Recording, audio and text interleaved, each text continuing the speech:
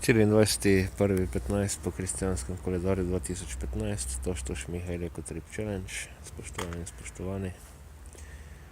Čudovito raščena smreka, uporabljena za bizarne praznike oziroma bizarne običaje.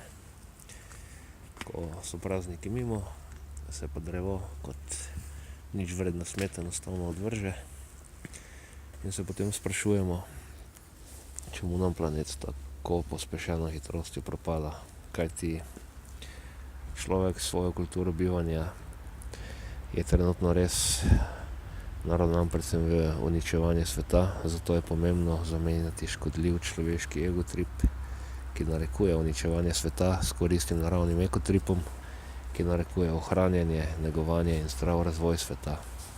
Kajti, ko se res postavimo na zdravo stališče in vidimo, predvsem tisti, ki hodimo po gozdovih in poznamo, kako se drevesa razvijajo, kakšna škoda je tako lepo raščeno smreko dejansko zlorabiti za to, da se gor navesijo neki okraski, po možnosti kitajske izdelave, cenene, in da služi nekaj dni samo temu, da krasi sobo, pol se pa tu odvrže. To je res bizarno noro.